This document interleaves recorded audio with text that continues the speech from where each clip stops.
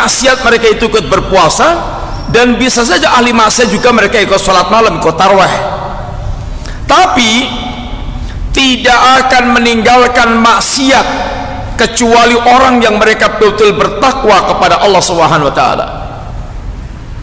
Puasa mendidik kita untuk memiliki muraqabah dan meninggalkan kemaksiatan kepada Allah taala.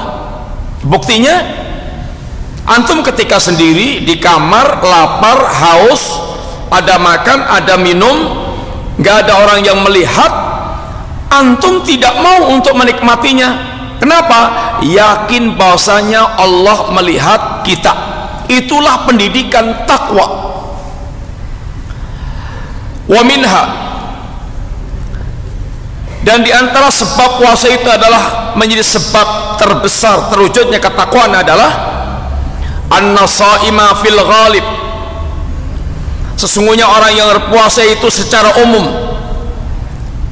taksuru ta'atuhu wa ta'at min hisali taqwa, secara umum orang berpuasa itu dia akan memperbanyak ketaatan-ketaatan. Puasa, qiyamul lail, baca Quran, berzikir, sedekah, dan yang lain-lainnya yang kebiasaan umum dilakukan ahlu shaum, orang berpuasa di bulan Ramadan.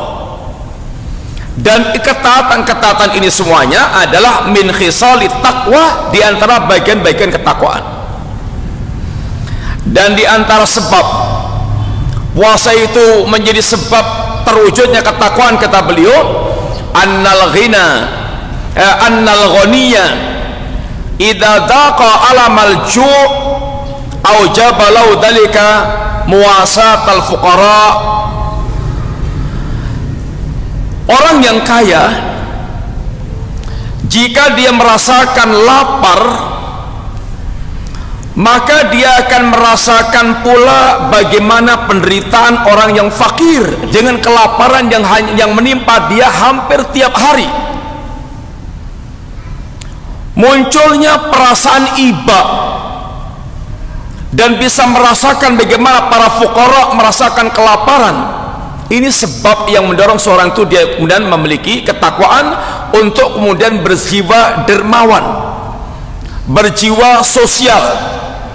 Maka puasa ini pun mendorong kita untuk berjiwa sosial, sedekah, infak, diantaranya dengan it'amut ta'am, memberikan makan kepada manusia, memberikan makan saat berbuka, atau memberikan makan secara umum kepada manusia, sedekah umum.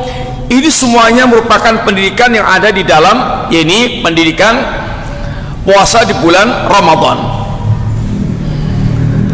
Dan pentingnya ketakwaan ini, akhwani fillah, diungkapkan dalam beberapa ayat Al-Quran, hadits Rasulullah sallallahu alaihi wasallam, dan wasiat para salaf.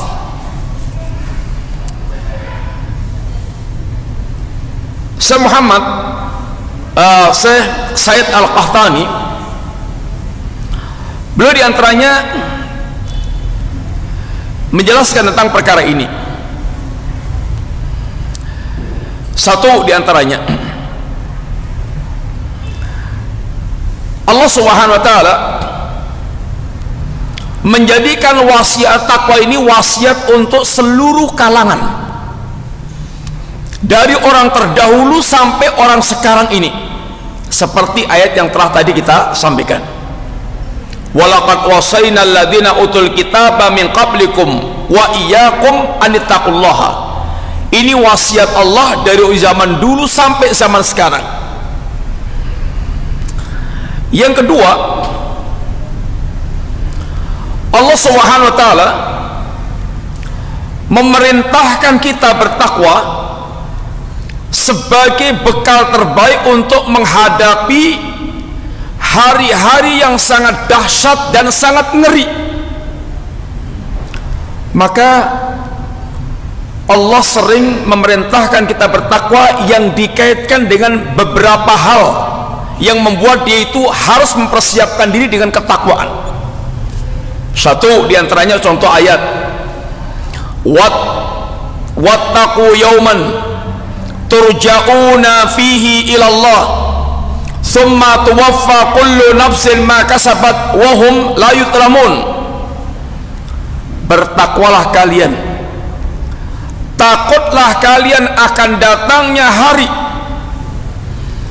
di saat nanti Anda akan dihimpun menghadap Allah Subhanahu wa taala, akan dikembalikan menghadap Allah. Thumma tuwaffa kullu nafsin ma kasabat wa hum la yutlamun. Lalu setiap jiwa akan dibalas Allah sesuai dengan apa yang dia lakukan tanpa ada kezaliman sama sekali. Ikhwani billah, hari-hari saat dihadapkan kita kepada Allah itu sangat menakutkan bagi orang yang mereka tidak berbekal takwa. Kenapa?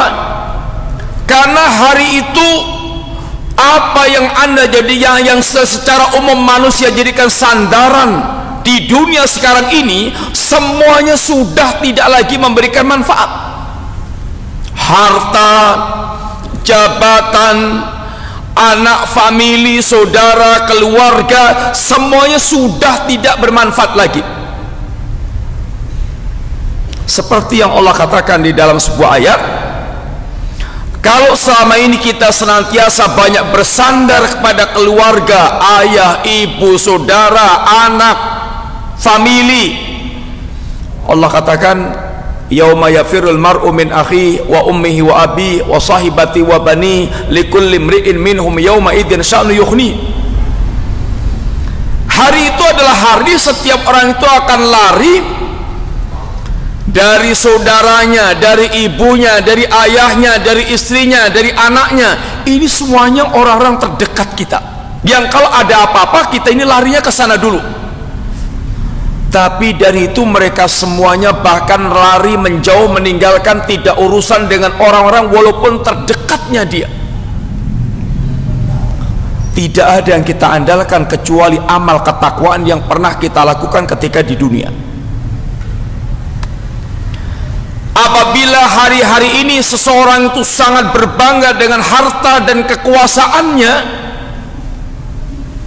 maka di hari itu seperti yang Allah katakan di dalam ayat, harta Anda sebanyak apapun telah tidak akan berguna. Demikian pula jabatan Anda sudah hancur binasa, nggak laku lagi untuk membanggakan diri dari itu. Sehingga penyesalan mereka adalah ma aghna anni maliyah halaka anni sultaniyah. Aduhai hartaku sebanyak apapun telah tidak berguna lagi, aduhai kekuasaanku telah hancur binasa. Sehingga orang-orang yang sekarang fokusnya adalah mengumpulkan harta, mengejar jabatan, tapi dia lupa mempersiapkan hari menghadap Allah, dia akan kecewa berat di hari saat dia nanti menghadap Allah Subhanahu wa ta'ala. Yang digambarkan oleh Allah Subhanahu wa ta'ala, walau seandainya Anda ini bahkan konglomerat tingkat dunia, yang bahkan dunia seisinya itu milik Anda pribadi, bahkan walau seandainya dunia seisinya itu berwujud emas dan itu milik Anda pribadi, itu sudah tidak laku lagi untuk menebus kesulitan di hari itu. Innalladzina kafaru wa matu wa hum kufarun fala yuqbala min ahadi mil'ul ardi daban wala biftadabi. Sesungguhnya orang-orang yang kafir sampai matinya dalam keadaan kafir, nanti kalau dia ingin menebus azab walaupun dengan emas sebesar bumi, Allah sama sekali tidak akan menerima tebusan yang dia ingin jadikan tebusan tersebut. Bahkan kata Allah, walaupun mereka memiliki ma fil ardi jami'an wa mislahu ma'ah, dia pemilik bumi dan seisinya, bukan sekedar pemilik batu bara, bukan sekedar pemilik tambang minyak, bukan sekedar pemilik tambang perak, tapi semua isi bumi itu milik dia dan dilipatkan 2 kali lipat lagi. Itu kalau seandainya akan dijadikan tebusan, tidak akan diterima oleh Allah Subhanahu wa ta'ala. Karena pada hari itu Allah tegaskan, la yu'khadu minkum fityatun wala minal ladina kafaru. Allah tidak lagi menerima tebusan apapun dari orang-orang munafik dan orang-orang kafir. Kalau di hari-hari ini para orang tua sanggup mengorbankan semua yang bisa dia korbankan demi anak-anak tercintanya, ingat nanti akan datang satu hari apalagi dia berkorban untuk sang anak, yang ada bahkan kalau bisa anak itu jadikan tumbal untuk dikorbankan dalam rangka keselamatan dia. Yubassarunahum, hari itu mata mereka dibuat terbelalak saling melihat satu dengan yang lainnya. Yawaddul mujrimu law yaftadi min adabi yaumi idzin bi bani wa sahibatihi wa akhi wa fasilati allati tuwi wa man fil ardi jami'an thumma yunji kalla innaha ladha nazza'ata lishawa tad'u man adbara wa tawalla wa jama'a fa'au'a. Kata Allah, di hari yang mata manusia terbelalak satu sama lain saling melihat tapi nggak bisa berbuat apa-apa, orang-orang yang mujrim di hari itu, mujrim itu orang yang sekarang durhaka kepada Allah. Mereka tidak beribadah, tidak berpuasa, tidak sholat, tidak zakat, tidak haji. Mereka ini mengaca, yaitu melecehkan agama, membuang agama. Hari itu dia berangan-angan seandainya bisa menebus azab itu walaupun bibani, walaupun dengan anak kandungnya sendiri. Hari ini orang tua sanggup untuk mengorbankan apapun demi sang anak. Dia tidak malu-malu menghinakan diri demi sang anak. Tapi akan datang hari bahkan orang tua pun sanggup walaupun mengorbankan anak kandungnya sendiri. Kalau belum cukup, wasahibati wahi, dia korbankan istrinya, dia korbankan saudaranya.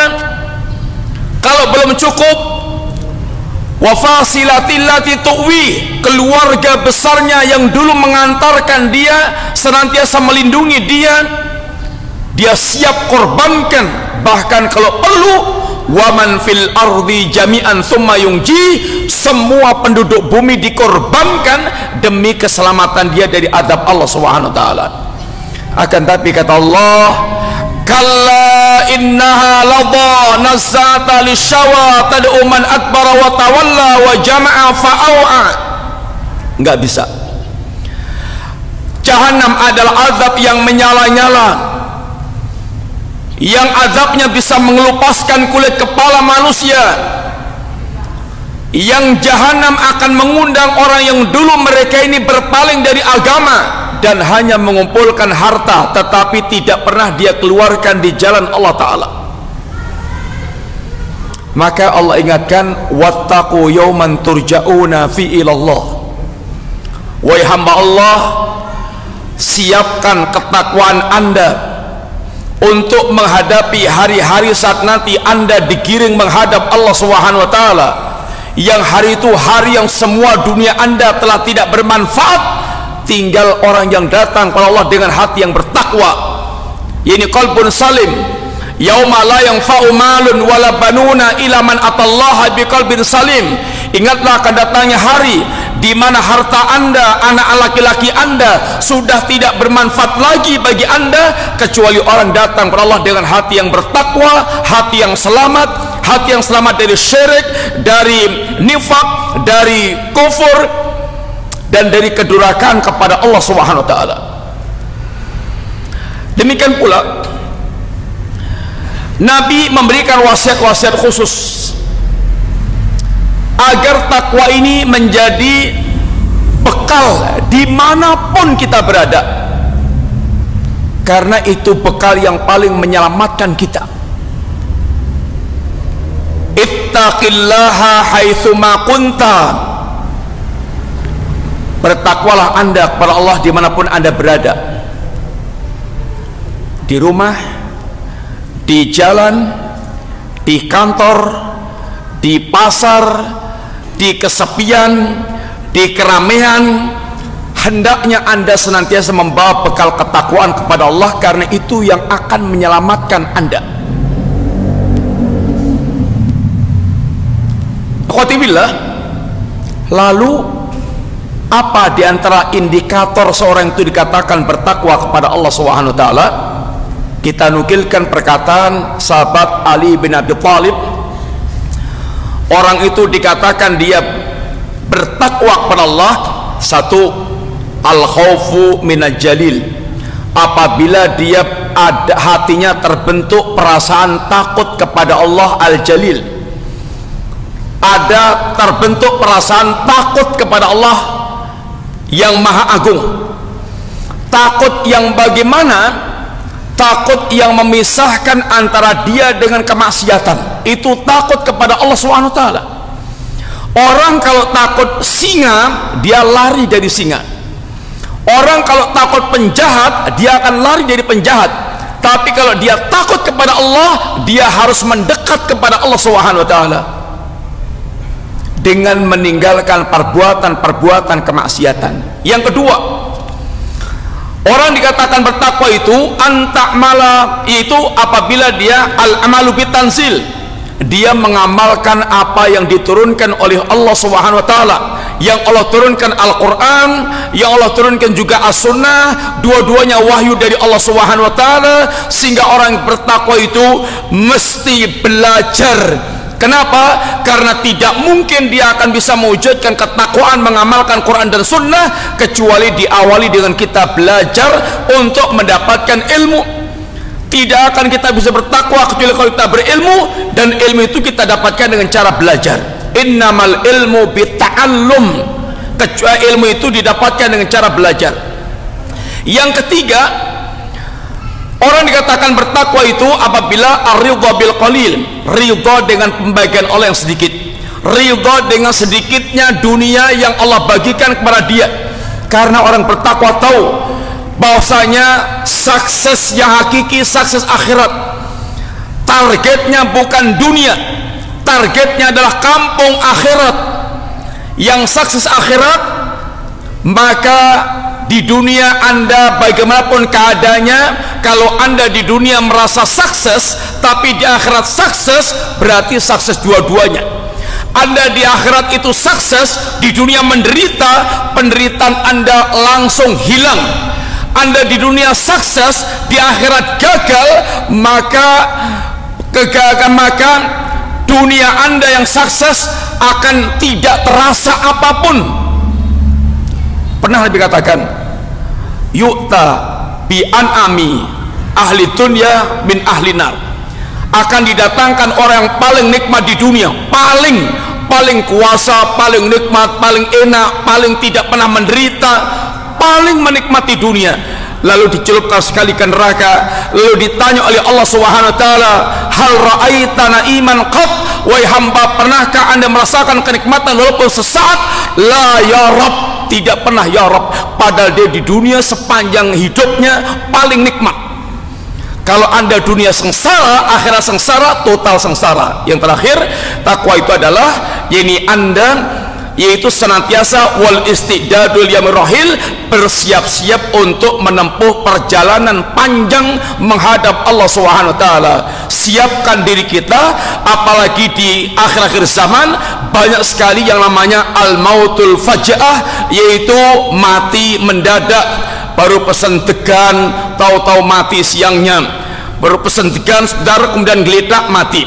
Baru dia sepedaan, berikutnya di jam berikutnya dia mati. Baru dia olahraga di lapangan, kram, terjatuh atau istirahat, mati. Banyak kematian mendadak. Persiapkan perjalanan menghadap Allah yang sangat panjang waktunya. Demikian, sudah 5:30, minta maaf, mudah-mudahan manfaat. Wassalamualaikum warahmatullahi wabarakatuh.